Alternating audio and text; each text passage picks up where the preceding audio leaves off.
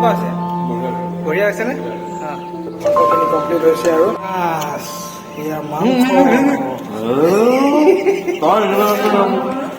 মাংস তই এনেকুৱা কাম কৰিলে তই মোক খুলিকা গালি পাৰিলে ভাবচোন তই জোলখিনি মাছৰ মাংস বনাম আজি হালধি নিমখ দি 20 মিনিটৰ কাৰণে মেৰিনেট কৰি ৰাখিম। মাংস থৈ দিয়া আছে। আজি স্পেচিয়েল ৰাইচ বনোৱা হ'ব, প্ৰিমিয়াম জিৰা পাৰাবলিক ৰাইচ। এয়া পিঁয়াজ কাটি কাটি আছে এওঁ। আপ লৈছোঁ পেষ্ট নহৰু আৰু আদাৰ, লগত দি দিছোঁ মচুন্দৰী আৰু নৰসিংহ পাত। ৰেডি। 20 মিনিট হৈ গ'ল মেৰিনেট কৰি ৰখা। এইখিনি হ'ল বাকীখিনি। ৰঙা জলকীয়া, সেউজীয়া জলকীয়া, আলু, গৰম মছলা, মিট মছলা, ৰচুন, ধনিয়া আৰু এয়া হ'ল মচুন্দৰীৰ লগত ৰচুন আৰু আদাৰ পেষ্ট। কেৰাহী পতা হৈ গ'ল। এইফালে বইল দাইল দেখিলে হাত দিয়াৰ লগে লগে জ্বলি গ'ল, মানে লাইট আহি গ'ল। এয়া মিঠাতেল দি দিছোঁ অলপ, ৰচুন, পিঁয়াজ, শুকান জলকীয়া, তেজপাত, ৰঙচুৱা বন পৰিছে পিঁয়াজত। এয়া মাংস ঢালি দিলোঁ। মাংসৰ পৰা যথেষ্ট তেল ওলাই দিছে, তেল ওলাইছে বহুত তেল। দি দিম এতিয়া আলু, কেঁচা জলকীয়া, চাহী গৰম মছলা, চাহী মিট মছলা,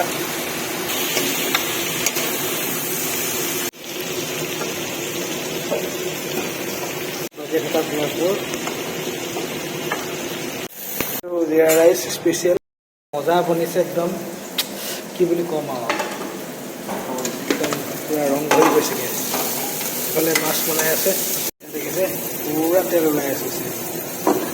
মিনিটৰ পাছত এয়া চাওক উতল ধৰিছে আৰু একদম তেলবোৰ ওলাই গৈছে।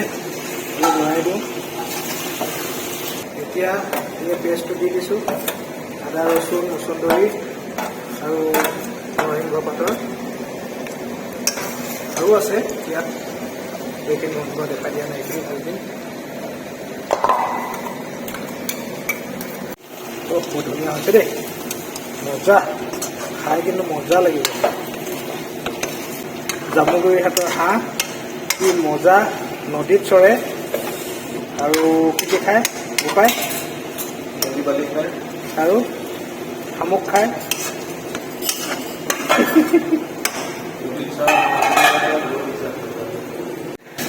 সেইফালে নদীত কেলে হেৰি কাজিৰঙাৰ ওচৰত হেৰি কৰি থকা নাছিলে জানো?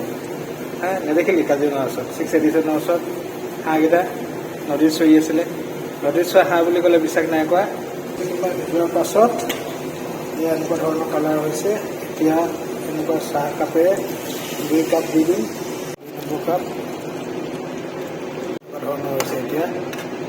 এতিয়া জুইৰ ফ্লেমটো বঢ়াই দিম।